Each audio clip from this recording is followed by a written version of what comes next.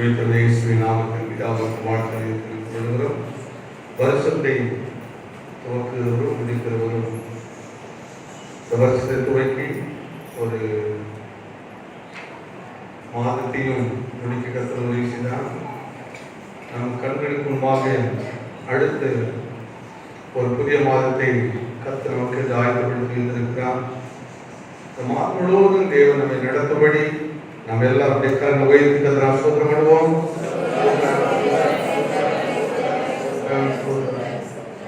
கர்த்தரின் கிருபை இல்லாம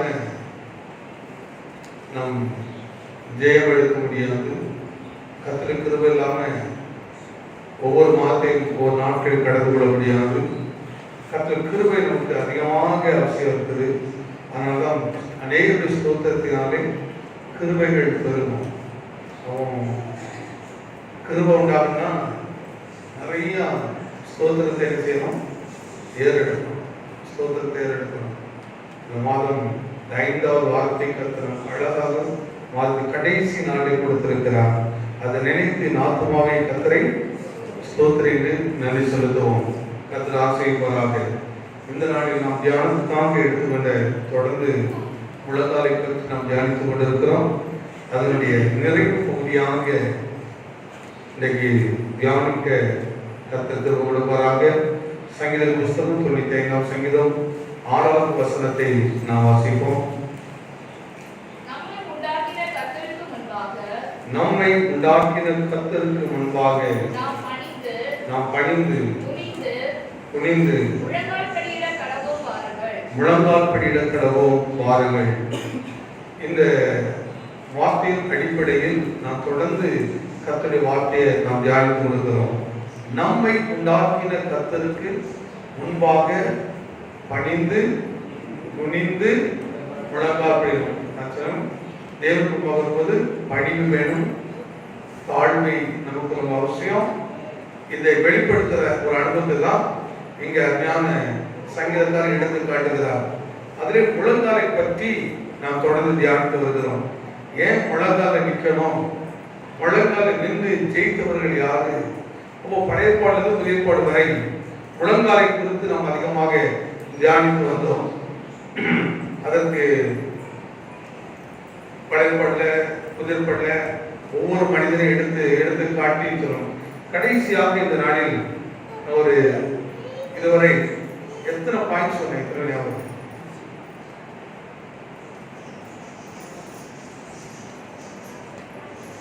எத்தனை பாயிண்ட் சொன்னேன்? மொத்தம் 8 சொன்னேன். அது இதுவரை எத்தனை காரியங்கள்?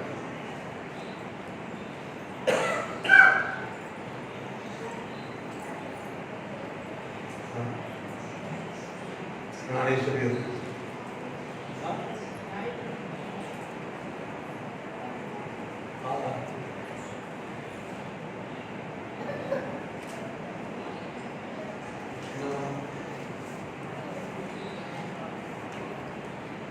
6 காரியங்களை 7 காரியங்களை 6 காரியங்களை குறித்து சொன்னேன். முதல் காரியத்தை வாசிப்போம்.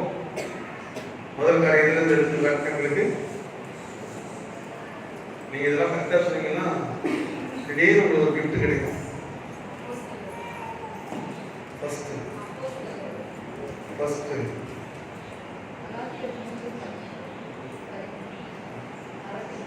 அப்போஸ்தலர் தானியல்னா அந்த அவுட்லைன் எடுத்து காட்டினேன். முழங்கால இருந்து முதல் காரியம் பிலிப்பியருக்கு எழுதிருப்போம். 2ஆம் அதிகாரம் 10 எல்லா கால்களும் முடங்கணும்.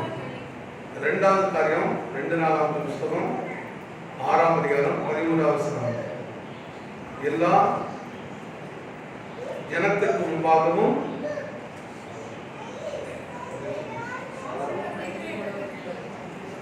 எல்லா ஜனத்துக்கு முன்பாகவும் முழங்கால் கிடைத்த காரியம் அது உள்ளுக்கு ஒவ்வொரு. 3வது காரியம் 1 புஸ்தகம் 8ஆம் அதிகாரம் 54வது வசனம்.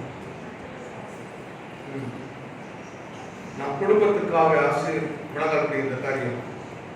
4வது காரியம் 2 புஸ்தகம் 1ஆம் அதிகாரம் 13வது வசனம். எலியா முன்பாக நியாயத்திலிருந்து பிள்ளைகள் பாதுகாக்கப்படுவதற்காக ஜெபிக்க வேண்டிய காரியம். 5வது காரியம் எஸ்ரா புஸ்தகம் 9ஆம் அதிகாரம் 5வது வசனம்.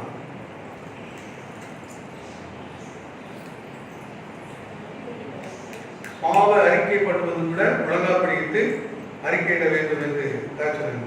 6வது காரியத்தை சொன்னேன். மத்தேயு 17ஆம் அதிகாரம் 14வது வசனம். அந்த இடத்தை வாசிப்போம். அங்கதான் கடைசியாக முடித்தேன். இந்த இடத்துல மத்தேயு எழுதின சுவிசேஷம் 17ஆம் அதிகாரம் 14வது வசனம். அவர்கள் ஜனங்களிடத்தில் வந்த பொழுது ஒரு மனுஷன் அவரிடத்தில் வந்து அவருக்கு முன்பாக முழங்கால் படியிட்டு, ஆண்டவரே, என்னுடைய மகனுக்கு இறங்கும், அவன் சந்திரோயால் கொடிய வேதனைப்படுகிறான், அடிக்கடி தீயிலும் அடிக்கடி ஜலத்தில் விடுகிறான்.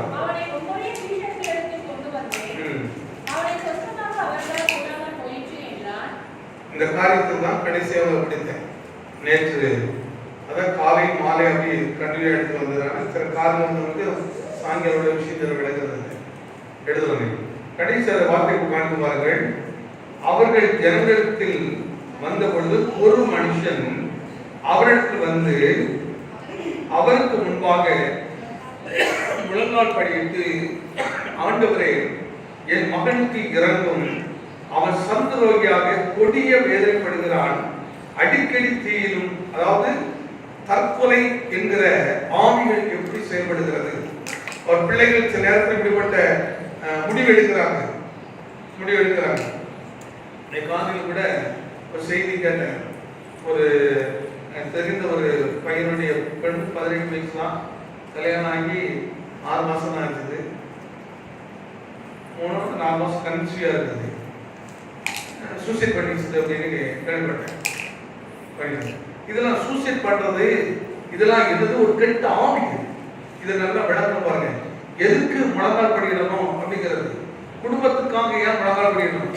வெறும் ஆசீர்வாதத்துக்கு மட்டும் முழங்கால் படுறது இல்லை, ஆசீர்வாதத்துக்கு மட்டும் முழங்கால் படிக்கிட்டு கேட்கறது இல்லை, வெறும் வியாதிக்கு மட்டும் இல்லை. பாருங்க, பிள்ளைகளை இப்படிப்பட்ட தீய ஆவியிலிருந்து பாதுகாக்கப்பட சில ஆவிகள் சிலர் மனதுக்குள்ள வந்துச்சுன்னா அப்படி அவருடைய மனதிலே பாதிச்சிடும்.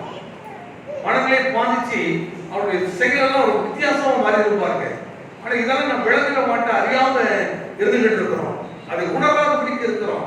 ஆனா இந்த தகப்பன் தன்னுடைய பிள்ளைக்கு என்ன பாதிப்பு இருக்கிறது விளங்கினபடினால இயேசுவை கண்ட உடனே அவருடைய பாதத்துக்கு வந்து உடனே முழங்கால் போடுறான். ஏன் அவன் வந்து உடனே கேட்கலாம், ஆண்டவரே என் பிள்ளை இப்படி கஷ்டப்படுது அப்படின்னு சொல்லல. இல்ல, அதுக்கு பதிலா நேராக முழங்கால் எதை காட்டுகிறது? தன்னை தாழ்த்துவதற்கு காட்டுது.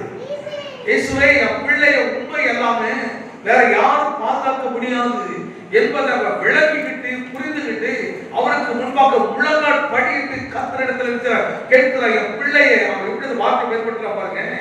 ஆண்டவரே, என் மகனுக்கு இறங்கும், அவன் இந்த வார்த்தை படிங்க. ஆண்டவரே, என் மகனுக்கு இறங்கும், அவன் சந்திரலோகியாய் கொடிய வேதனைப்படுகிறான், நல்லா ஒரு அடிக்கடி சிலர்லாம் அடிக்கடி சில ஒரு வார்த்தை பேசுவாங்க. இந்த மாதிரி வார்த்தை பயன்படுத்துறதுக்கு பார்த்துருக்கலாம். நான் எதுக்கு வாழணும், ஏன் வாழணும், இப்படி பண்ணிடலாம் நினைக்கிறேன், இப்படி பண்ணிடலாம் நினைக்கிறேன். இந்த வார்த்தையை கொண்டு வருவதே உங்களுக்கு நம்ம குடும்பத்தால் இப்படிப்பட்ட நபருக்குள்ள இப்படிப்பட்ட ஒரு ஆவி உள்ள வந்திருக்குது என்பதை முதல்ல விளங்கிடுங்க. விளங்கிட்டு அந்த பிள்ளைகளுக்கு நான் புத்தி சொல்லிட்டே இருக்கக்கூடாது. அந்த பிள்ளைகளுக்கு புத்தி சொல்லிட்டே இருக்கவே கூடாது. நீ அப்படி செய்யாத, இப்படி பண்ணாத, இப்படி பண்ணாத சொல்லியிருக்காரு. அந்த பிள்ளைகளுக்கு உடனே நீங்க என்ன செய்யுங்க, முழங்கால் படியிடுங்க. ஆண்டவருடைய சமூகத்துல வந்து முழங்கால் படியிட்டு, ஆண்டவரை எப்படியாவது என் பிள்ளைக்குள்ள இருந்து இந்த ஆவி வெளியே வந்துடணும், இந்த பிரச்சனை வெளியே வந்துடணும், இந்த போராட்டத்தை பிள்ளைகள் மீட்கப்பட வேண்டும் என்று அந்த பிள்ளைகளுக்கு முழங்கால் படியிட வேண்டியது அவ்வளவு அவசியமா இருக்கிறது. ஆனால் இயேசு இந்த காரியத்தில் நமக்கு முக்கியத்துவப்படுத்தி எழுதி வைத்திருக்கிறார். முழங்கால் எவ்வளவு முக்கியம் அப்படின்னு. அசுத்த வல்லமையினால் பிள்ளைகள் பாதிக்கப்படும் போது, குடும்பங்கள் பாதிக்கப்படும் போது முழங்கால் மிகவும் அவசியமாக இருக்கிறது. இதை நம்ம விளக்கிறோம். நிறைய குடும்பத்தில் பிரச்சனை இருக்குது, நிறைய பெரியவங்களுக்கு பிரச்சனை இருக்குது. முதிய வயது உள்ளவர்கள் கூட இந்த ஆவினால் தாக்கப்படுகிறார்கள். கஷ்டங்கள் வரும்போது, ஏதாவது பிரச்சனை சூழ்ந்து வரும்போது உடனே பாருங்க மனதில் நம்ம ஏன் வாழணும், இந்த எண்ணம் வந்த உடனே அடுத்து வர வேண்டியது நம்ம என்ன, வாழ்வதை பார்க்கலாம். நீங்க நல்லா கவனிச்சு பாருங்க, பெரிய பெரிய தொழிலதிபர்கள் கூட அப்படி முடிவெடுக்கிறாங்க. பெரிய பெரிய நல்ல பிரபலமானவர்கள், பாடகர்கள், ஆக்டர்ஸ், நம்ம கவனிக்கிறோம். எத்தனை நியூஸ் பார்க்கிறோம் பாருங்க. இவைகளோட காரணம் என்னன்னா, அந்த பிள்ளைகளுக்காக போராடி ஜெபிக்க அந்த பெற்றோர் இல்லை, அவங்களுக்காக ஜெபிக்க அந்த குடும்பத்தில் ஒரு நபர் இல்லை. இன்னைக்கு நமக்கு அப்படி இல்லை பாருங்க. இவைகள் எல்லாம் அடையாளம் காட்டி ஜெபிக்க நம் சத்தியம் இருக்கிறது, நமக்கு ஆலோசனை இருக்கிறது. ஆலோசனை கிடைக்காத இடத்துல ஜனங்கள் சீர்கெட்டு போறார்கள்.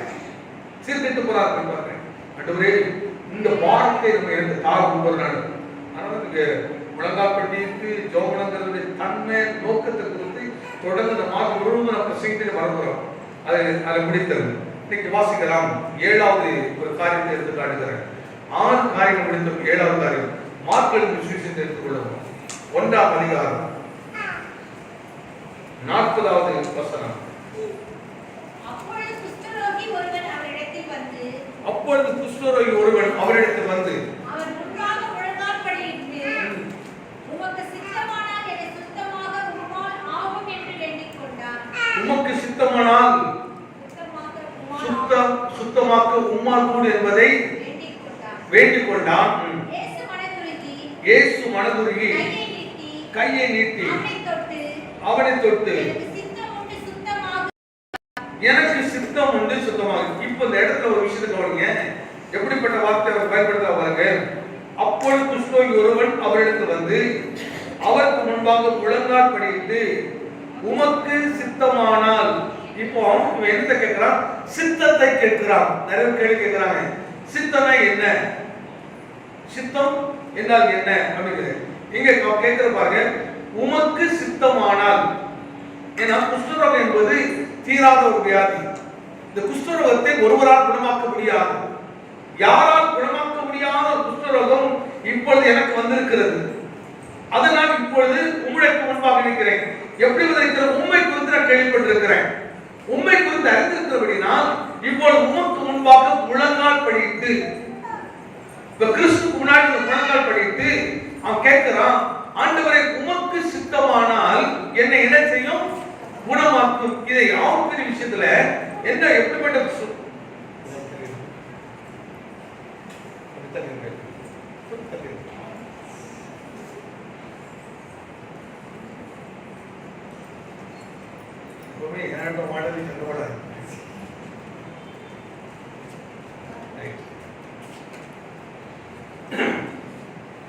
இந்த ஆவிக்குரிய ஜீவியத்தில் இந்த குஷ்டரோகம் என்பது எதுனா, விட முடியாத சில பாவங்கள், விட முடியாத சில குணங்கள், விட முடியாத சில தன்மைகளை நமக்கு எடுத்து காட்டுகிறது. விட முடியாத சில கிரியைகள் நம்மை பிடித்திருக்கிறபடினால் அதில் இருந்து வெளியே வர வேண்டுமானால் முழங்கால் படியிட வேண்டியது அவசியமாக இருக்கிறது. இந்த குஷ்டரோகங்களுக்கு எந்த மருந்து கிடையாது, குணமாக்க முடியாத ஒரு காரியம். இதை குறித்து பழைய படிக்கும் போது குஷ்டரோகி வந்தான், அவனுக்கு எப்படிலாம் வெளியே தள்ளணும், எப்படிலாம் சொல்லப்பட்டிருக்குது, அவனுக்கு ஊருக்கு புறமாக வைக்கணும், அப்படி நிறைய விஷயம் சொல்லப்பட்டிருக்குது. இது ஆவிக்குரிய ஜீவிதத்துக்கு எதை காட்டுகிறது என்று சொன்னால், ஒரு விட முடியாத, தேவனுக்கு பிரியமில்லாத எண்ணங்கள், தேவனுக்கு பிரியமில்லாத செயல்களை நமக்கு அதை காட்டுது. கவனித்து பாருங்க. தேவனுக்கு பிரியமில்லாத சில பாவங்கள் நம்ம பிடித்திருக்கு. பாவம் என்ன சொன்னா, தேவனுக்கு பயப்படக்கூடாத தேவன் பாவம். தேவ பயமற்று ஜீவிப்பது பாருங்கள், அது நம்ம பிடித்திருக்கிற தேவனுக்கு பிரியமில்லாத, சித்தமில்லாத ஒரு பாவமாக இருக்கிறது. சில பாருங்கள், வேதம் வாசிப்பு குறைந்து போனது, சில இடத்துல ஜபம் குறைந்து போனது, சில இடத்துல பாருங்கள் தேவனை ஆராதிப்பது குறைந்து போனது, சில இடத்துல பாருங்கள் தேவனுக்கு கொடுக்கிற காரியங்கள் குறைந்து போனது. இப்படி ஆவிக்குரிய விஷயங்கள் நிறைய பாவங்கள் நம்மை பிடித்துக் கொண்டது, பாவங்களை பிடித்துக் கொண்டது. இப்ப நிறைய நேரங்கள்ல பாருங்க, ஜப வாழ்க்கை இன்னைக்கு சபையில், கிறிஸ்தவ குடும்பங்கள்ல, தனிப்பட்ட வாழ்க்கையில குறைந்து போயிடுச்சு. இன்னைக்கு கொஞ்சம் பெண்களை எடுத்துக்கிட்டீங்கன்னு சொன்னா, முன்னாடி எல்லாம் கூடி கூடி ஜோபனது உண்டு. ஆங்காங்கே என்ன செய்வாங்க, குழுக்களாக ஜோபனாங்க. இன்னைக்கு இது எவ்வளவு குறைந்திருக்கிறது என்பதை கொஞ்சம் நீங்க யோசித்து பாருங்க. முன்னாடி எனக்கு தெரிஞ்சு ஏசுராஜுக்கு அவங்க அம்மா கூட்டி ஜெபம் பண்ணுவாங்க. அருண் வீட்டுல அவங்க அம்மா, அவங்க வீட்டுல பிரேயர், அங்கங்கே சான்ஸ் வீட்டுல பிரேயர் நடத்துவாங்க. ஆனா இன்னைக்கு எல்லா வீட்டுல அந்த பிரேயர் அப்படின்னு குறைஞ்சு போயிடுச்சு. இன்னைக்கு ஜெபத்துல ரொம்ப தூரமா போயிடுச்சு. அந்த ஐக்கியம் உடஞ்சு போச்சு. அந்த ஐக்கியம் உடஞ்சு போச்சு. விட மாதிரி இந்த வியாதி இன்னைக்கு பிடித்திருக்குது. ஏன் நான் கேட்ட சொல்றாரு, என்ன சொல்வார்கள், நேரமே எங்களுக்கு இல்ல, எங்களுக்கு நேரம் இல்ல, டைம் இல்ல அப்படின்னு சொல்றாங்க. ஆனா எத்தனை குடும்பத்துல கணவன் வேலைக்கு போறாரா, பெண்கள் வீட்டுல தான் உட்கார்ந்து இருக்கிறாங்க. ஆனா வீட்டுல உட்கார்ந்து இருக்கிற பெண்கள் எவ்வளவு பேர் ஜெபம் பண்றீங்கன்னு யோசிச்சு, எவ்வளவு உட்கார்ந்து ஜெபம் பண்றீங்க? மாற மாட்டேங்குது, இந்த சூழ்நிலை மாற மாட்டேங்குது, இந்த வியாதி நீங்க மாட்டேங்குது, நான் சொல்லிட்டே இருக்கிறோம். ஆனா இங்க கர்த்தர் சித்தம் என்ன? ஆண்டவரே, இது நீங்க உங்க சித்தமானால் நீங்கபடி செய்யணும்னு கேட்கிறாரு. இப்போ உங்களுக்கு அந்த கர்த்தர் சித்தம் என்னன்னா, நீங்க இதுக்காக முழங்கால் படிக்கிறது சொல்றாரு. முழங்கால் படிட்டு ஜெபிக்கணும் அப்படின்னு நான் சொல்றது சரியா இருக்கும் நான் நினைக்கிறேன். யாராவது தெரிஞ்சுக்கணும் யோசிச்சு பாருங்க. இதுக்கு முன்னாடி ஒரு ஏரியா இருந்துச்சுன்னா அந்த ஏரியா ஒரு கிறிஸ்தவ வீடு, ஒரு 2 கிறிஸ்தவ வீடு தான் போறோம். உடனே எல்லாம் கூடி ஜெபம் பண்ணுவாங்க. நான் சொல்ல கரெக்ட் தானே? கரெக்டா ஒரு கை வச்சு அப்ப இன்னைக்கு என்ன ஆச்சு? நாங்க பிரதர் வீட்டில் கூட பிரேயர் நடக்கும், அவங்களோட பிரேயர் நடக்கும். இன்னைக்கு எல்லாம் அப்படியே குறைஞ்சிருச்சு. என்ன பண்ணுது? இம்மானுவல் அம்மா அங்க இருக்கும்போது பிரேயர், அவங்களாம் எத்தனையோ பிரேயர் அட்டன் பண்ணுவாங்க. இன்னைக்கு எல்லாம் குறைஞ்சு போச்சு. இன்னைக்கு ஊழியக்காரர் மனைவி வீட்டுக்கு குறைஞ்சிருச்சு. எல்லாம் நினைச்சது அப்படியே குறைஞ்சிட்டு போயிடுச்சு பாருங்க. அன்னைக்கு பெண்கள் அப்படி எழுப்பி ஜெபம் பண்ணாங்க. பெண்கள் அப்படி எழுப்பி ஜெபம் பண்ணாங்க. இன்னைக்கு அந்த ஜெபம் எங்க போச்சு? தீராத ஒரு குஷ்டம் பிடிச்சிருக்குது. இன்னைக்கு இதை இதுக்காக நம்ம என்ன செய்வது இருக்குது? முழங்கால் நிற்கணும். இந்த வருஷத்துக்கு முதல் மாதம் பிடித்து ஒரு புதிய மாதம் போகும்போது ஒரு தீர்மானத்தை எடுக்கணும். ஐயா அன்னைக்கு வாங்க, எங்க வீட்டுல ஜெபம் பண்ணுங்க, எங்க வீட்டுல ஜெபம் பண்ணுங்க அப்படின்னு கூப்பிடுவாங்க. வந்து எங்க வீட்டுல பிரேயர் வைங்க. இன்னைக்கு டெக்னாலஜி அனுபவத்துல போயிட்டோம், டீசன்ட்ல அப்படியே போயிட்டோம். ஜெபம் பண்ணுங்க, செபிக்கிறதுக்கு அவ்வளவு வாஞ்சியா இருப்பாங்க. ஒரு வீட்டுல பிரேயர் அப்படின்னா அத்தனை பேர் வந்து நிற்பாங்க பாருங்க.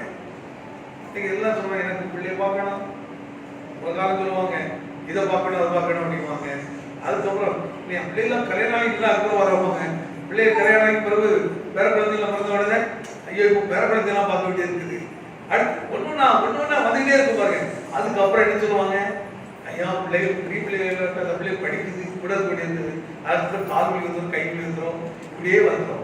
நல்லா பலன் இருக்கும் போதே நல்லா முழங்கால் படிக்கிட்டு தேவ சவுண்டர் நெல்லுங்க. என்ன அவரா நீ முழங்கால் நின்று ஜோம்பிங்களா? நானும் தொடர்ந்து கத்திக்கிட்டே இருக்கிறேன். காலில் முழங்கால் படிக்கிட்டு ஜோம்பினா எத்தனை பேர் சொல்ல முடியும்?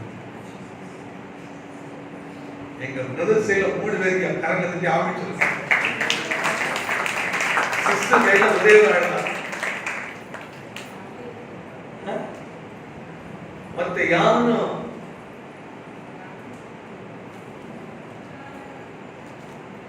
என்ன சொல்றாங்க? சில என்ன சொல்றீங்க? சத்தம் சில சொல்றது நேரம் இல்ல. இந்த விஷயம் எல்லாம் பேசாதீங்க. இந்த காரியத்தை மட்டும் ஒரு நாள் சொல்லவே சொல்லாதீங்க. நேரம் இல்லைங்கிற வார்த்தை சோம்பேறிங்க வார்த்தை. நீங்க எத்தனை மணிக்கு படுத்தாலும் சரி, எத்தனை மணிக்கு உங்களுக்கு விருப்பம், ஆனா காலையில் 4 மணிக்கு கற்றுக் கொடுங்க. 4 5 கற்றுக் கொடுங்க. அட்லீஸ்ட் ஒரு 5 6 தூங்குறதுனால நேரம் எல்லாம் போகுது. தூக்கம் கந்தையை உடுத்துவிக்கும் வேதம் சொல்லுது. தூக்கம் என்ன செய்யுமா? கந்தை உடுத்துவிக்கிற அர்த்தம் என்ன? வறுமை வீட்டில் வரும், தரித்திரம் வீட்டில் வர அப்படிங்கிறார். அது ஆயுதம் அணிந்தவனை போல பிடித்துக் கொள்ளுமா? ஆயுதம் அணிந்தவனை போல. பிசாசு ஒரு பெரிய டாக்டர் சொல்றாருங்க, நல்லா தூங்குங்க, அப்பதான் உடம்புக்கு நல்லது. ஆனா இயேசு சொல்ற விழித்து ஜெபம் பண்ணுங்க அப்படிங்கிறாரு. நீங்க எந்த வார்த்தையை கேட்கறீங்க? எந்த வார்த்தையுடைய வார்த்தைக்கு செவி கொடுக்கிறீங்க? உங்களை உண்டாக்கினவர், உங்களை உருவாக்கினவர் அவர் சொல்கிறார், நீ வந்து முழங்கால் படியிடு, காலையில் விடு. அவர் சொல்ற மாத்திரம் அப்படியே செய்தார் பாருங்க. நீ காலையில் எழுந்து அந்த அனுமதி வந்து பாருங்க, எவ்வளவு நேரம் ஃப்ரீயா இருக்கும் தெரியுமா? எவ்வளவு ஃப்ரீயா இருக்கும். நீங்க சொல்லுங்க வாசல் சொல்லிட்டீங்க, செய்தா தெரியும் அப்படின்னு செய்தா தெரியும். 3:40 எந்திரிச்சேன். 3:40 எந்திரிச்சுட்டு ட்ரெஸ் எல்லாம் பண்ணிட்டு ஒரு 1 hour பைபிளா படிச்சுட்டு அதுக்கப்புறம் பாருங்க காலையில் எந்திரிச்சு துணிலாம் துவைச்சிட்டு நேற்று நைட் உதவி துவைக்க முடியாது தொழில் வச்சுட்டு செடிகளுக்கு தண்ணி அடிச்சு ஊற்றிட்டு ட்ரம்ஸ்லாம் தண்ணி எடுத்து வச்சுட்டு அதுக்கப்புறம் கீர்த்தனா வீட்டு புதுவிட்டு போறாங்க, அங்கே போய் ஒரு ஜோம் பண்ணிட்டு நேர மன்னர்பேட்டை செத்து போயிட்டு டைம் எவ்வளவு இருந்து பாருங்க, ஃப்ரீடம். நீ காலையில வந்து இந்த கனதித்திரை ஆவி அந்த குஷ்டரோட பிடிச்சிருக்குது, அந்த ஆவி ஆட்கொண்டு இருக்குது. அதனால என்ன செய்ய விடுதலை அடைய முடியல. நேரம் இல்லை, நேரம் இல்லைங்கிறோம். நேரத்தை கர்த்தர் அழகா வச்சிருக்கிறார். கரெக்டா 10 மணிக்கு படுத்து பாருங்க. இன்னைக்கு நிறைய வீட்டுல 10 மணிக்கெல்லாம் 11 மணிக்கு 12 மணிக்கு லைட் எரிஞ்சிட்டே இருக்கு. ஏன்னா சீரியல் கண்ணீர் ஓடுது, வாட்ஸ்அப் ஓடிட்டு இருக்குது, அந்த இது இந்த இதெல்லாம் ஓடிட்டே இருக்குது. பழையபடி அது எப்படி நடக்கும் யோசிச்சு பாருங்க. பிறகு என்ன செய்யுது, கண் வலிக்குது, தலை வலிக்குது, கால் வலிக்குது. நீ அதை பார்த்து பார்த்து கொஞ்ச நாள் நல்லா இருக்கும், அதுக்கப்புறம் உனக்கு அது எது உண்டாக்கும், வியாதிகளை உண்டாக்கும். 10 மணிக்கு அப்புறம் பெரிய டாக்டர்களெல்லாம் ஒருத்தர் இல்லை, உங்களுக்கு அது இல்லைன்னா ஒன்று நடக்காம பெரிய தொழில் அதிபர்லாம் வந்து இல்லை. 10 மணிக்கு அப்புறம் ஆபீஸ் போட்டுக்கு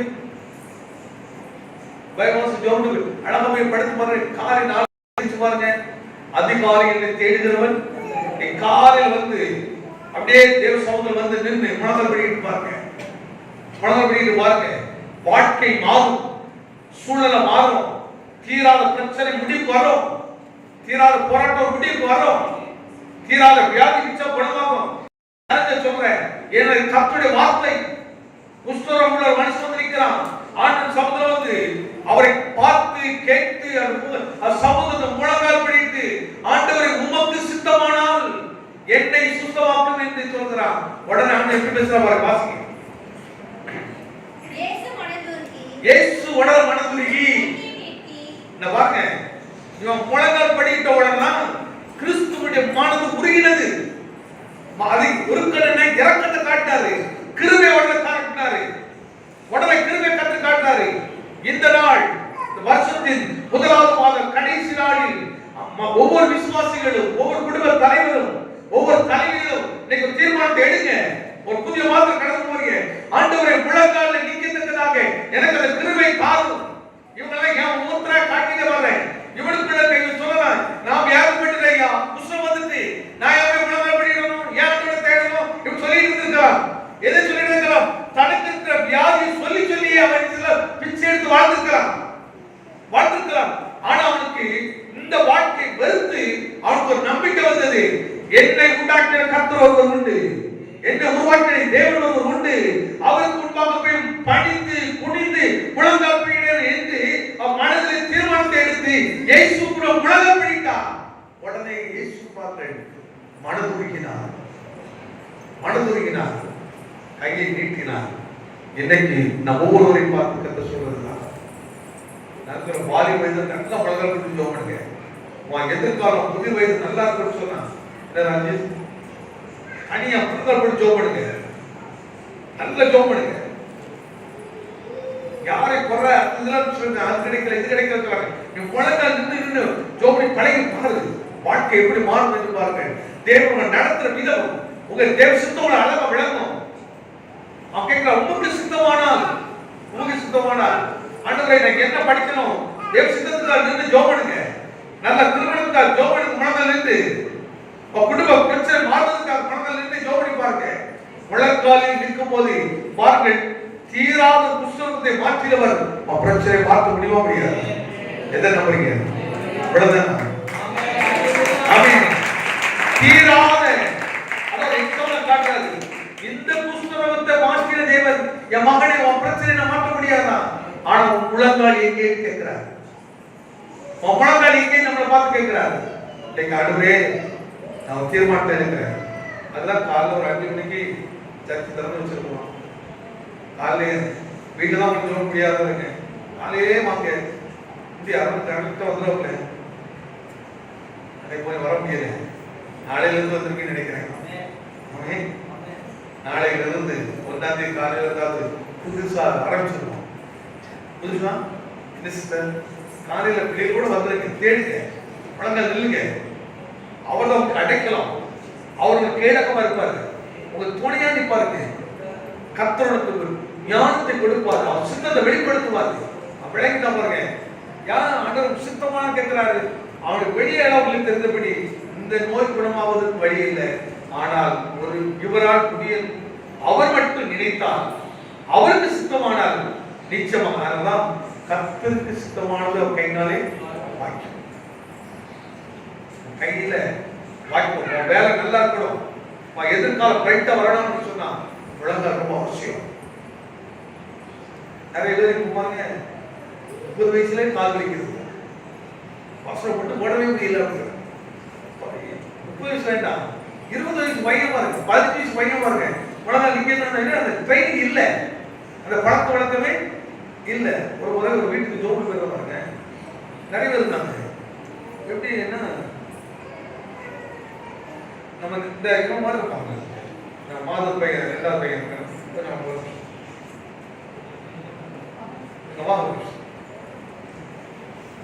அந்த வீட்டுக்கு ஜோன போயிருக்கணும். இவனை மாதிரிதான் அந்த பையன் இருப்பான். எல்லாரும் அப்படியே நின்றுட்டு ஜோனாங்க. இவன் மட்டும் உடனே பண்ணி முழங்கால் போடு, இவன் மட்டும் முழங்கால் போட்டு நான் கவனிச்சு பார்த்தேன். அவன் அப்படியே அப்பா அம்மா தாத்தா பாட்டி அப்படியே பார்த்தான். பார்த்துட்டு அவனோட கண்மணி விட அப்பா ஜோட ஆரம்பிச்சான். ஏன் ரொம்ப ஆச்சரியமா இருந்துச்சு. இது என்ன நடந்திருக்குன்னா, அந்த வீட்டுல அவன் முழங்கால் பட்டி ஜோம் பண்ற பழக்கம் இருக்குது. அதனாலதான் இவன் என்ன செய்யறான்.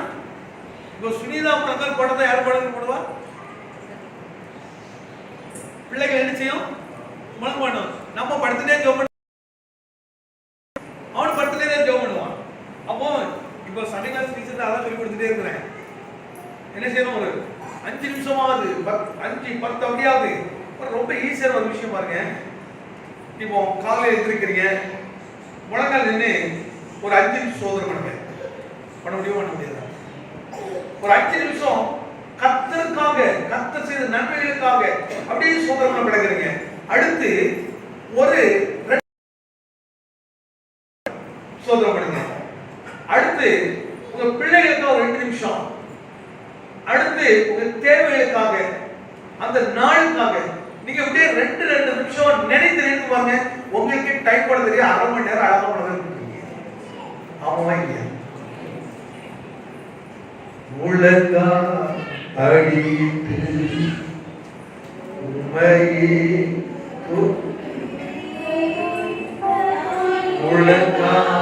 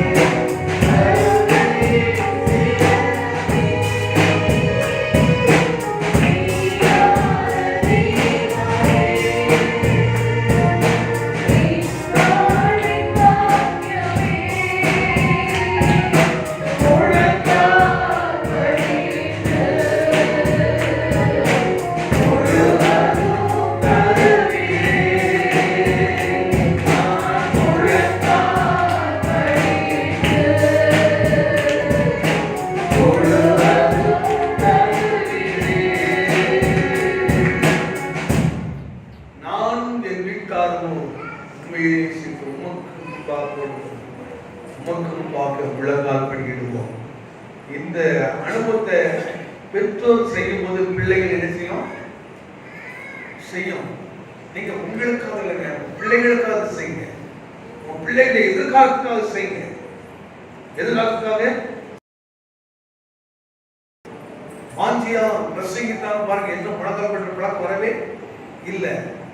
நம்ம என்ன கழிச்சோம் முட்டை அப்படி ஒரு 6 மாசம் கழிச்சு முழங்கால பார்ப்போம், விசேஷமா பாதி மைண்ட்ல பார்ப்போம்.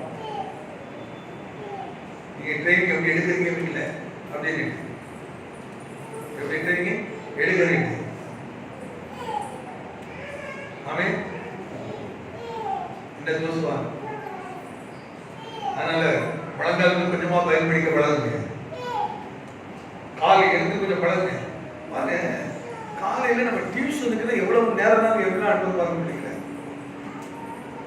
எக்ஸாம் வருது அப்படின்னு சொன்னா எவ்வளவு காலைல விழிப்புல வந்தது எவ்வளவு அனுபவம் பாருங்க. ஆனா தேவனை தேடுறது ஏன் வரமாட்டேங்குது? எங்க வீட்டுல கூட சில கஷ்டம் எந்த ஆபீஸ் வேலை செய்யறது தெரியல. எந்த கிளாஸ் டீச்சரும் எடுத்து வருதில்லை. கட்டத்தில் வந்து அவங்களுடைய சந்தேகம் கேட்கணும், இவங்களுடைய சந்தேகம் கேட்கணும். எந்த சந்தேகம் வந்தாலும் மறுநாள் பார்த்துக்கலாம். டிவி ஆஃப் பண்ணிருங்க. உங்களுக்கு பிடிச்ச ப்ரோக்ராம் பிள்ளைகளுக்கு விட்டுருக்கத ஆஃப் பண்ணிருங்க. 10 படுக்க வச்சிருங்க. காலையில் 4 மணிக்கு எழுதுங்க. அட்லீஸ்ட் 5 மணிக்காவது எழுதுங்க. எந்திரிச்சு முகத்தை கழிச்சு எடுத்துட்டு ஆண்டவருக்கு பார்க்க முழங்கால் பண்ணிடுங்க. அப்படியே சோதனை பண்ணுங்க. வீட்டுல முடியாதவங்க காலையில 5 மணிக்கு ஆலயம் திறந்துருக்கு வந்துருங்க. வந்துருங்க. தேவனுக்கு பார்க்கறது முழங்கால் பண்ணிடுங்க. என்ன வந்து முழங்கால் படியிட்டு எனக்கு வாக்கு கொடுத்து சொல்லுங்க. அப்படியே இயேசு பார்த்தா வியாதிஸ்வன் குஷ்டரோகம் அது ஒரு பாடுவேன். நான் எப்படி பார்க்கிறேன்னா மதிப்பில்லாத ஒரு நபரை நீ முழங்கால் படியிடு, கர்த்தருடைய மதிப்புள்ளவராய் மாற்றுவார். கனமில்லாத உன்னை கர்த்தர் கனத்துக்குரிய ஒரு நபராய் மாற்றுவார். வெறுக்கப்பட்ட உன்னை நேசிக்கிறவர்களாய் கர்த்தர் மாற்றுவார். நடக்குமா நடக்காதா? முடியுமா முடியாதா? தேவனா முடியுங்க. கர்த்தரால் கூடாத காரியம் ஒன்றுமே இல்லை. எனக்கு எக்ஸாம்பிளோட காட்ட பாருங்க. தேவனை தேடுறவங்கள மாற்றத்தை ஊர்ல ஒருத்தர் உண்டு. எருமாடு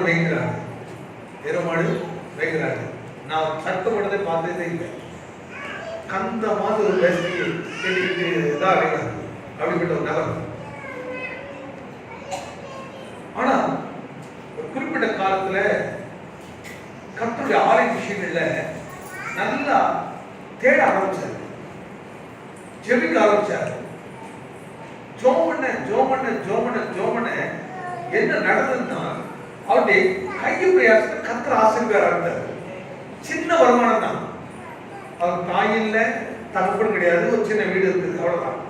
அந்த வீட்டுல வச்சுட்டு நல்ல வாலி வயது கர்த்தரை தேட ஆரம்பித்தாரு. அது கூலி வேலைக்கு போக ஆரம்பித்தாரு. அது வர வருமானம் தான் எடுத்து சேகரிக்க ஆரம்பித்தாரு. ஒரு குடும்பத்துல இருந்து ஒரு பெண்ணை கட்ட ஆரம்பித்தாரு. இன்னைக்கு ஒரு பேர் பார்த்தேன், அவர் வீட்டுல 2 ஏசி இருக்குது, 2 கார் வச்சிருக்கிறாரு. கிட்டத்தட்ட பார்த்தா ஊர்ல பெரிய ஆளு, பெரிய. இப்ப எல்லாரும் தேடுறாங்க, பிள்ளைகளை தேடுறாங்க. எக்ஸாம்பிளா சொல்றேன், எங்க நடந்தது, எங்க ஊர்ல நடந்த விஷயத்த சொல்றேன். முழங்கால் அவசியங்க. வாழ்க்கை மாறும்.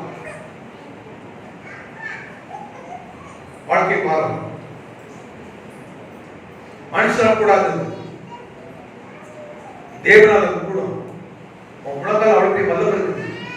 எவ்வளவு கஷ்டப்படுறாங்க முக்கியம் இல்லைங்க.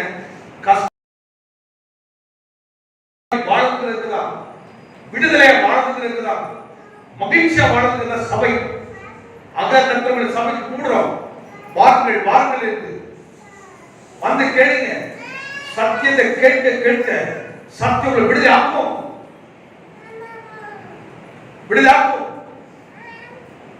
மதிப்பில்லாத ஒரு ஒரு மனுஷன் கர்த்தரை தேடுவா பாருங்க.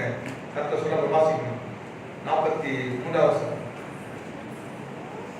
அப்பொழுது அவர் அவனை நோக்கி, நீ இதை ஒருவருக்கும் சொல்லாதபடிக்கு எச்சரிக்கையாயிரு. ஆயினும் நீ போய் ஆசாரியனுக்கு உன்னை காண்பி. ஆகிலும் ஒருத்தர் சொல்லாத, நீ போய் ஆசாரியனுக்கு உன்னை காண்பி. நல்லா கவனிங்க. எனக்கு வார்த்தை ரொம்ப விளக்கவே இல்லை. நீ யாருக்கு காட்ட சொல்றாரு? முதல்ல சொல்ல ஒருத்தருக்கும் நீ சுகமானதை என்ன செய்ய வேண்டாம், சொல்ல வேண்டாம். நீ சுகமானதை யாருக்கு மட்டுமே சொல்லு? ஆசாரியனுக்கு போய் சொல்லு. ஏன்னா ஆசாரியன் தான் இந்த வியாதியை தன்னை அறிந்தவன், இந்த நாட்டத்தை அறிந்தவன், இந்த வியாதியுடைய அவமானத்தை அறிந்தவன். இந்த வியாதி உள்ளவனை சபைக்குள்ள கூட சேர்க்க மாட்டான். பழையப்பாடுல சேர்க்க மாட்டான். இப்போ நீ போ ஆசாரியத்துல உன்னை போய் காட்டு. எதுக்காக காட்டுறாய்? இயேசு எப்படிப்பட்டவர் என்பதை, இயேசுவுக்கு முழங்கால் படியிட்டால், இயேசுடைய பாதத்தில் அமர்ந்திருந்தால் எப்படிப்பட்ட சுகமும் பலனும் உண்டு என்பதை நீ விளைக்கொள்ள முடியும் என்பதை நீ ஆசாரியர்கள் காட்டு என்று கொண்டு காட்டு சொல்றார். வாசிங்க அடுத்த வசனம். நீ சுத்தமான நிமித்தம் மோசே கட்டளையிட்டிருக்கிறவைகளை அவைகளுக்கு சாட்சியாக நீ சொல்ல அப்படிங்கிறார்கள். எனக்கு ஒரு வார்த்தை ரொம்ப அற்புதமா இருக்கு பாருங்க.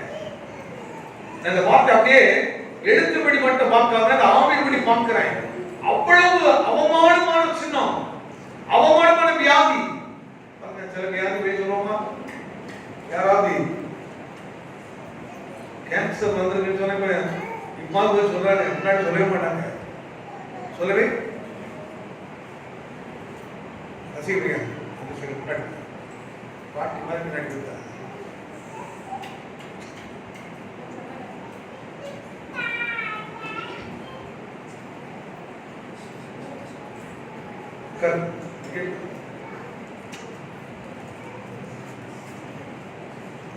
செல்போன் யார்கிட்ட இடிச்சுட்டே இருக்கணும்.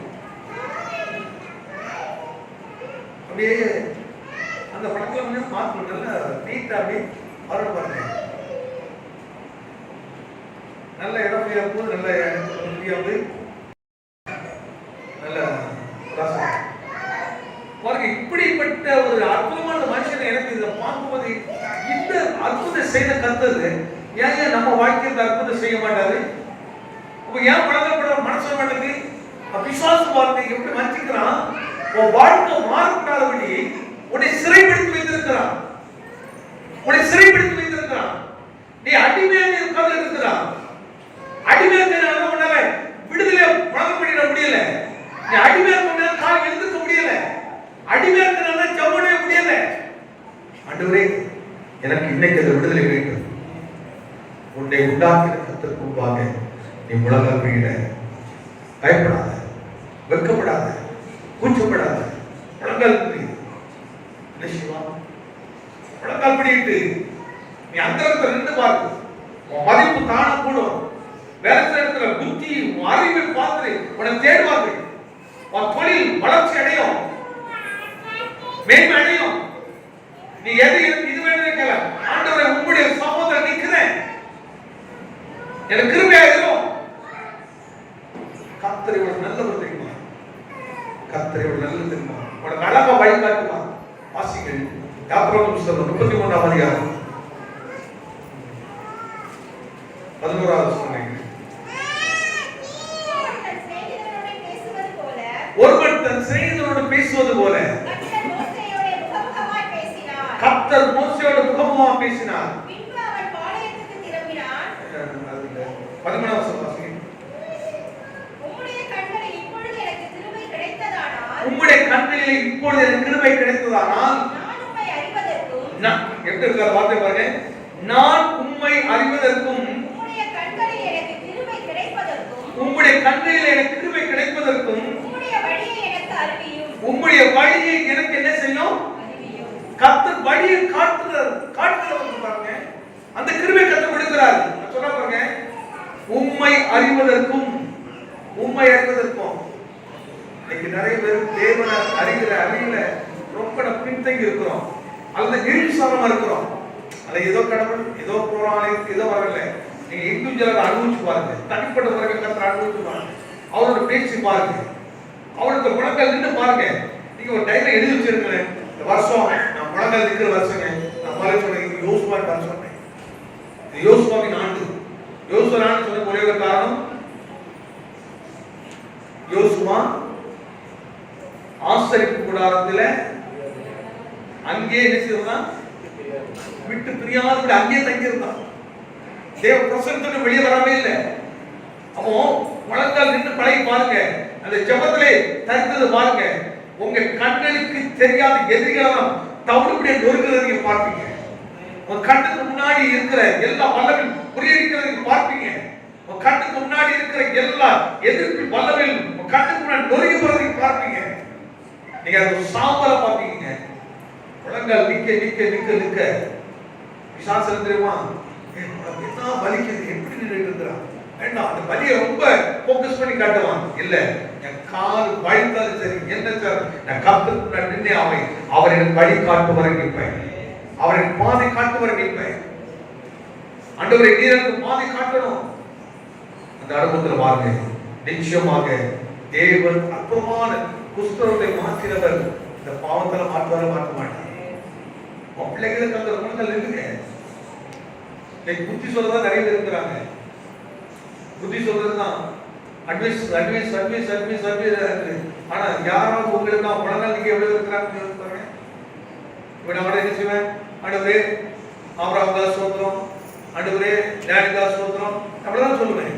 சோதனை சோதனை போயிட்டே இருப்பேன். அதுல இருந்து பாருங்க, வேற நீ குணங்கள் இருந்து பாருங்க, உன் குடும்பத்துக்கு நீ குணங்கள் இருந்து பாருங்க. இதான் உண்மை. தகப்பன் தாய் நிக்கிற ஒரு போது நீனே உனக்கு கண்டு பாருங்க. என்ன சாமி, நீங்க முழங்கால் நிற்க பாருங்க. இப்ப இருக்கிற கடன் எல்லாம் பெரிய விஷயமே கிடையாதுங்க. இதெல்லாம் தேவனை பாருங்க, இதெல்லாம் அற்புதமான ஒரு விஷயம், அற்புதமான விஷயம். முழங்கால் பெரிய வல்லமை கொண்டு வரும், பெரிய அற்புதத்தை கொண்டு வர பாருங்க. தீராத குஷ்டத்தை நீங்க சொல்ல பாருங்க.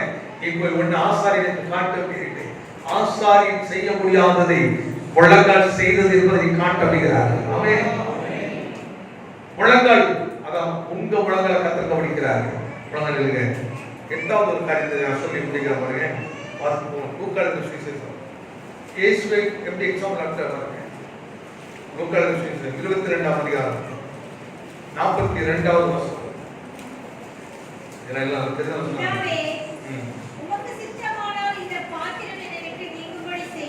பிதாவே உமக்கு சித்தமானால் இந்த பாத்திரம் என்னை விட்டு நீங்கும்படி செய்யும்.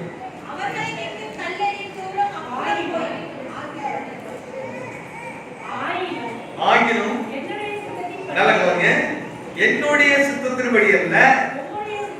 இப்ப இயேசுவோட அடுத்த ஒரு காரியத்தை காட்டுறா பாருங்க. சித்தத்தை தான் எடுத்து காட்டுறாரு. என்ன சித்தத்தை காட்டுறாரு? மீன் வாசிக்குமா? பிதாவே ஒரு நிமிஷம் எல்லாரும் எடுத்துங்க. லூக்கா 22ஆம் அதிகாரம் 42வது வசனம். என்ன பெருந்தா நான் என்ன வாசிப்போம்? பிதாவே உமக்கு சித்தமானால் இந்த பாத்திரம் என்னை விட்டு நீங்கும்படி செய்யும். பிதாவே உமக்கு சித்தமானால் இந்த பாத்திரம் என்னை விட்டு. இப்ப இந்த பாத்திரம் எதை சொல்றாரு? தான் படப்போகிற பாடுகளை குறித்து இயேசுவானவர் இப்ப பிதாவிட்ட கேட்கிறாரு. பிதாவே உமக்கு சித்தமானால், இப்ப சொல்றாரு ஏன் சித்தம் வேண்டாம், உம்முடைய சித்தம் எதுவானாலும் அதை செய்ய நான் ஆயத்தமா இருக்கிறேன். எதுவானாலும் சரி. ஆனா தேவ சித்தம் தேவ சித்தத்தை பாருங்க. இதான் இங்க எப்படி அந்த தேவ சித்தத்தை எடுத்து காட்டுறாரு. அவருக்கு ஒரு பாத்திரம் கொடுக்கப்பட்டிருக்கிறது. சிலுவை சுமக்கிற ஒரு பாத்திரம், நிந்தையை ரத்தம் சிந்துதலை சுமக்கிற ஒரு பாத்திரம் கொடுக்கப்பட்டிருக்கிறது. இப்ப சுமக்கணும். இப்ப முழங்கால் படிட்டு அவர் எப்படி பிதாவிட்ட கேட்கிறாரு? உமக்கு சித்தமானால் இந்த பாத்திரம், ஒருவேளை இதை நான் சுமக்க வேண்டாம் நினைத்தீங்கன்னா நீங்க போடுங்க. ஆகிலும் என்னுடைய சித்தத்தின்படி அல்ல, உம்முடைய சித்தத்தின்படியே ஆக கடவுது. அப்படியே நடக்கட்டும். ஆமென் என்று ஒப்பு கொடுக்கிறார். அப்படியே ஆகட்டும் ஒப்பு கொடுக்கிறார். ஏன் சுத்தம் இல்ல, இப்படி சுத்தம் உண்டாகட்டும். எத்தனை பேர் இப்படி ஒப்பு கொடுக்கிற ஆயிடுமா? ஆண்டவரே உமக்கு சித்தமானால் சொல்ல முடியுதா? பிரசங்கங்கிறத பாருங்க, வேற சும்மா சொல்லல. அவரே தனது குமாரனை இந்த பாடுகள் வழியாக தன்னை ஒப்பு கொடுத்து அந்த மகனால செய்ய முடியுங்கிறத காட்டி அந்த வார்த்தையை இப்ப நம்மை விசுவாசத்துல நடத்துறார். குமாரனை நடக்க வச்சு, இந்த பாடுகள் நடக்க வச்சு ரொம்ப அர்த்தமா பார்க்க பாருங்க. அவர் முழங்கப்படின அவசியமா? முழங்கப்படின அவசியமா? இல்லவே இல்லை. சொன்னாலும் தேவகுமாரன் ஆனா முழங்கப்படி காட்டுறார். இன்னைக்கு ஒரு முழங்கப்படின தீர்மானத்தை எடுங்க. உனக்காக எடு, உன் பிள்ளைக்காக முழங்கல் எடு, உன் குடும்பத்துக்காக முழங்கல் படிடு, உன் குடும்பத்தை ரட்சிப்புக்காக முழங்கல் படிடு. ஆண்டவரே இப்போ ஒரு உமக்கு சித்தமானால் இந்த மனுஷன் ரட்சிக்கப்படுவது சித்தமானால் இந்த வார்த்தை பொருந்தாது பாருங்க. ஏன்னா வேதம் சொல்கிறது, ஒருவனும் கெட்டு போறது தேவனுக்கு சித்தம் அல்ல, எல்லாரும் ரட்சிக்கப்படுவதே தேவனுக்கு. அவன் இந்த வார்த்தை நாங்க அப்ளை பண்ணிடுறாங்க. ஆனா உங்களுக்கு சித்தமானா ரட்சிக்கப்படட்டும், உங்களுக்கு சித்தம் இல்லைன்னா கெட்டு போட அப்படி இல்லை. ஆனா சொல்றாரு, வார்த்தை சொல்றது பாரு, வசனம் இருக்கு, ஒருவனும் கெட்டு போறது தேவனுக்கு சித்தம் அல்ல, எல்லாரும் ரட்சிக்கப்படுவது தேவ சித்தம். அப்ப எல்லாரும் ரட்சிக்கப்படுவதற்காக உலகளிக்க வேண்டிய தேவ சித்தம். உன் வீட்டுல, உன் குடும்பத்துல, உன் தகப்பனுக்காக, தாய்க்காக. சில வீட்டுல பிள்ளைகள் நல்லா ரட்சிக்கப்படுவது வருவாங்க, பெற்றோர் சரியில்லாம இருப்பாங்க. அப்ப பெற்றோர் சரியில்லை சரியில்லை சொல்லாத, அந்த பெற்றோர் ரட்சிக்கப்படுவது தேவ சித்தம். அதை விளங்க, அந்த இடத்த உரிமை எடுத்து காட்டணும். வார்த்தை சொல்லுது, ஏனென்றால் எல்லாரும் ரட்சிக்கப்படுவதற்காகவே உம்முடைய குமாரன் உம்முடைய சித்தத்தின்படியாக அவர் பாடுகளை ஏற்றுக் கொண்டிருக்கிறார், அவர் ரத்தத்தை சிந்திருக்கிறார். இது உடைய சித்தம். தேவ சித்தம் என்ன? ஒரு மனுஷனுடைய பாவத்துக்காக பரிசுத்தமான ரத்தம் சிந்தப்பட வேண்டும். அது சிந்தப்பட்ட மறுபடியாக இயேசுவை அனுப்பி அந்த சித்தத்தை நிறைவேற்றி விட்டார். இப்ப நம்ம செய்ய வேண்டியது என்ன? விசுவாசத்தோடு, ஆண்டவரே இந்த மனுஷன் நிச்சயமா குணமாக்க முடியும், இந்த மனுஷன் ரட்சிக்கப்பட முடியும், இந்த மனுஷன் ரட்சிக்கப்பட முடியும், இந்த வியாதி குணமாக்கப்பட முடியும். அதெல்லாம் ஆழமான தேவ சித்தத்தை வெளிப்படுத்தும். ஆழமான தேவ சித்தத்தை அதான் நீ விசுவாசித்தால் தேவனுடைய மகிமையை இப்ப இண்டிவிஜுவலா காட்டுறாரு. ஒவ்வொரு மனுஷனும் தனக்காக வார்த்தை எடுத்து வைத்து எனக்கு இது நடக்கும் என்பதை தேவ சித்தமா இருக்கிறது, எப்படி நான் விரும்புகிறேன் என்றால், எப்படி நம்புகிறேன் என்றால் தேவ வார்த்தைப்படி எடுத்து காட்டியிருக்கிறது. இயேசு சொன்னார், பிதாவே உன்னுடைய சித்தத்தின்படி செய்ய ஆயத்தமா இருக்கிறார். இப்ப தேவ சித்தப்படி அவர் செய்து விட்ட காரியம் என்ன? பாவம், சாபங்கள், தீராத நோய்கள் எல்லாவற்றுக்கும் ஒரு பெரிய பரிகாரத்தை செய்து முடித்து விட்டார். பெரிய பரிகாரத்தை செய்து விட்டார். இப்ப தேவ சித்தம் என்ன? எப்படிப்பட்ட இந்த அடிப்படையில் தான் அவ்வளவு பெரிய நோய் உள்ள அந்த குஷ்டரோகிகள் உண்மையானால் இதெல்லாம் படிக்கும்போது என்ன பண்ணாங்கன்னா, ஆண்டவரே அன்னைக்கு இல்ல இந்த சபையில அதை செய்து காட்டணும், இங்க இதை நடத்தி காட்டணும், ஒவ்வொரு குடும்பத்திலும் செய்து காட்டணும். இந்த அடிப்படையில் தான் குழந்தைகளுக்கு இந்த ஜெபத்துக்குள்ள நடத்தி காட்டுறேன், நடத்தி விரும்பி காட்டுறேன். இந்த ஆசைகள் உண்டாக நினைக்கிறேன். இந்த விருப்பம் மனதில் ஒரு எழுப்புதல் அடையும்.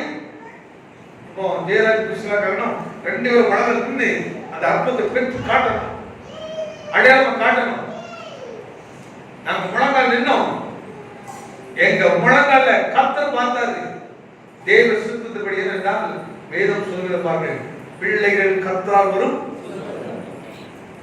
தேவன் அருளும் ஈவு. இது கர்த்தருடையது. தேவனால் வருகிற காரியம் சொல்லுகிற பாருங்க. அடுத்து காட்டுறாரு, எப்படி குஷ்டரோக வியாதி குணமானது. அப்படியானால் வியாதி குணமாகாது. ஒரு ஜபத்துள்ள நடந்து வருகிறாங்க. இன்னொரு வருஷம் காட்டி வாசிக்கலாம். அப்போஸ்தலர் 9ஆம் அதிகாரம் 16ஆம் வசனம். அவன் என்னுடைய நாமத்தை நிமித்தம் எவ்வளவாய் பாடுபட வேண்டும் என்பதை நான் அவனுக்கு காண்பிப்பேன் என்றார். நல்லா கவனிச்சு பாருங்க. மீண்டும் ஒரு முறை வாசிக்கலாம். அப்போஸ்தலர் 9ஆம் அதிகாரம் 16ஆம் வசனம். என்னுடைய நாமத்தின் நிமித்தம் எவ்வளவாய் பாடுபட வேண்டும் என்பதை எவ்வளவாய் பாடுபட வேண்டும் என்பதை நான் அவனுக்கு காண்பிப்பேன் என்றார். நான் அவனுக்கு காண்பிப்பேன். இந்த இடத்துல கவனிச்சு பாருங்க, பாடுபடுற விஷயத்தை குறித்து சொல்றாரு. இவன் எவ்வளவாய் அங்குதான் கவனிக்கணும். பாடுதல் சொல்லல, கிறிஸ்துவின் நிமித்தம் எவ்வளவாய் பாடுபடும். அதனால நான் கடந்த நாள் சொன்னேன், பரலோகத்தில் போய் பார்க்கணும்னா யாரை தான் முதல்ல பார்க்கலாம்? இயேசுவையும் இதாவும் இதெல்லாம் விட்டுட்டு மனுஷனை பார்க்கணும், முதல்ல யாரை பார்க்கணும்? பவுல் தான். பவுல் மட்டும்தான். அவ்வளவு பெரிய மனுஷன், அவ்வளவு ஆவிக்குரிய வெற்றியை கண்ட ஒரு மனிதன், தோல்வி பார்க்காத ஒரு நபர், தோல்வி இல்லாதபடிக்கு வசனத்தின்படி வாழ்ந்த ஒரு மனிதன், சத்தியத்தின்படியே வாழ்ந்தவர். கடைசி காலத்தில் திருச்சபை எப்படி இருக்கணும், இப்படிதான் இருக்கிறது. பவுல் மாதிரி இருக்கணும். இன்னொரு வசனம் காட்ட பாருங்க, அப்போஸ்தலர் புத்தகம் 7ஆம் அதிகாரம் 60ஆம் வசனம். இந்த ரெண்டு வசனம் காட்டி அவனோ உலகார் படியிட்டு, ஆண்டவரே இவர்கள் மேல் இந்த பாவத்தை சுமத்தாதிரும் என்று மிகுந்த சத்தமிட்டு சொன்னான். இப்படி சொல்லி நித்திரை அடைந்தான். எனக்கு இந்த வார்த்தை கொஞ்சம் படிச்சு பாருங்க. இது யாரு? ஸ்தேவானை குறித்து ஒரு அற்புதமான, அவனோ முழங்கால் படியிட்டு, ஆண்டவரே எனக்கு ரொம்ப ஆச்சரியமான ஒரு விஷயம் என்னன்னா, தப்பு நான் பண்றேன், ஆனா எனக்கா யார் முழங்கால்? நான் சரீரத்துக்கு விரோதமா செயல்படுறேன், அவங்களை காயப்படுத்துறேன், அவங்களுக்கு ஏதோ ஒரு துன்பத்தை கொடுக்குறேன், ஆனா சரீரத்தை எனக்காக முழங்கால் பண்ணி என்ன செய்யறாங்க? எனக்கா என்ன செய்யறாங்க?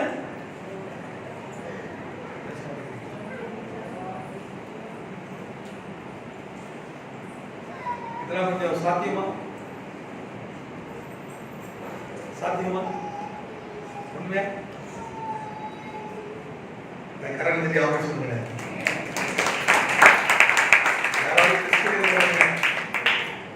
நம்ம வந்து அப்படியே டெஸ்டிங் பண்ணி பார்ப்போம் பாருங்க.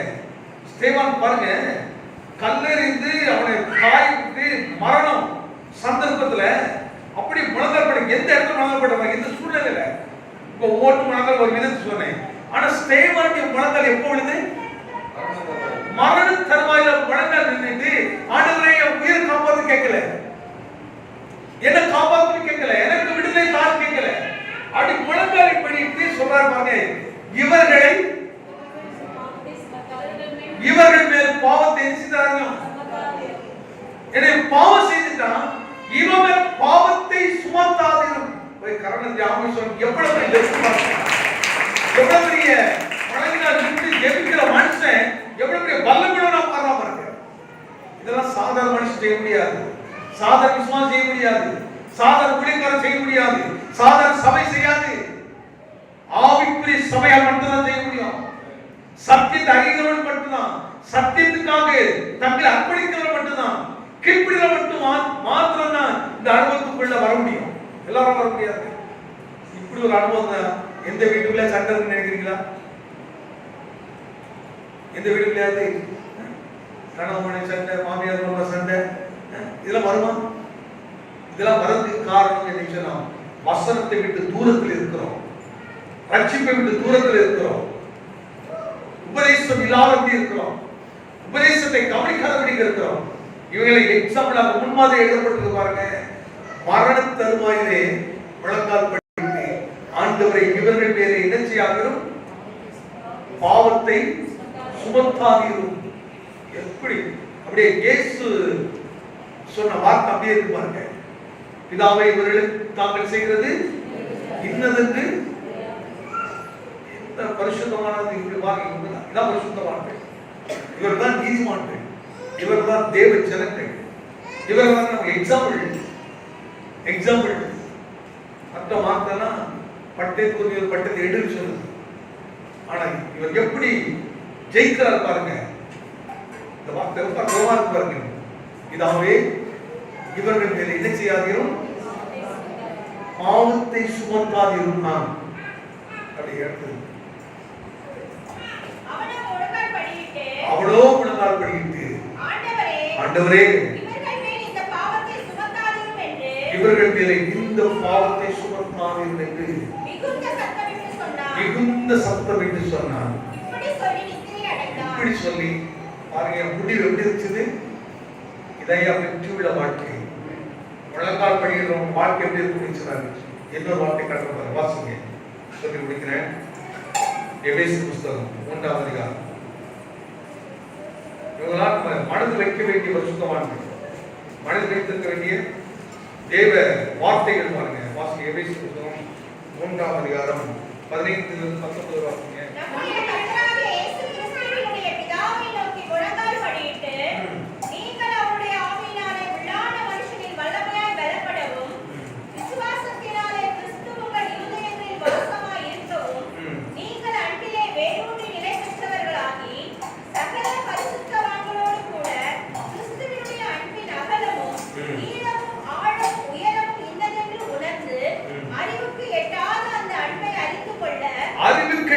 அந்த அன்பை பாருங்க, இது என்ன அன்பு சொல்றாரு ஐயா? மாம்ச அறிவுக்கு, உலக அறிவுக்கு அது விளங்காது. உலகம் புரிந்து கொள்ள முடியாத அன்பை எப்படி காட்டுறது? அறிவு கேட்டாத இந்த அன்பை அறிந்து கொள்ள வல்லவர்களாகவும் கொஞ்சம் கலந்து ஆமை சொல்லுங்களேன். இந்த அறிவு எப்படிப்பட்ட அறிவுறாரு? அறிவை எப்படி காட்டுறாங்க? என்ன அற்புதமா இருக்கு பாருங்க. அந்த அன்பை அறிந்து கொள்ள வல்லவர்களாகவும் தேவனுடைய சகல பரிபூரணத்தில் நிறையப்படவும். பாருங்க, இதாங்க ஐஸ்வர்யம், இதான் ஆவிக்குரிய ஐஸ்வர்யம். அதனால சொல்றாங்க, முதலாவது இந்த ராஜ்யத்தையும் நீதி தேடுங்கள், அப்பொழுது இவை. இந்த அனுபவம் வளர வளர இந்த ஆசீர்வாதம் நம்ம தேடி வந்துட்டே இந்த அன்பு பெருக பெருக பெருக, இந்த நேசம் பெருக, அவன் முழங்கால் படிக்கிட்டு இருக்கிறவன் அன்புள்ளவனா மாறுவான். அன்புள்ளவனா மாறுவான். முழங்கால் படிக்கிட்ட அவன் வாழ்க்கை அன்பினாலே நிரப்பப்படுது. எதுக்காக முழங்கால் படிக்க சொல்லுகிறாரு? இதுக்குதான். ஒரே ஒரு தேடி ஒரு முறை வாசிக்கலாம். 15ஆம் வசனம். நம்முடைய கர்த்தராகிய இயேசு கிறிஸ்து பிதாவை நோக்கி முழங்கால் படியிட்டு நீங்கள் அவருடைய ஆவியினால் உள்ளான மனுஷனின் வல்லமையாய் பலப்படவும் வேண்டுமா? இதைதான் திருப்பி நம்ம சொல்லணும். ஆண்டவரே, அறிவு கேட்டாத ஒரு அன்பு, எங்க மனசுக்கு விளங்காத ஒரு அன்பு, எந்த மனுஷனும் போதிக்க முடியாத ஒரு அன்பு, இதுக்கு இணையா எந்த மனுஷன் காட்ட முடியாதுப்பா. எல்லாம் முழங்கால் படிடுங்க. இப்போ நீங்க உங்களுக்கு அர்ப்பணம் பண்றீங்க, எனக்கு இந்த அன்பு வேணும் ஐயா. எல்லாம் முழங்கால் படிடுங்க.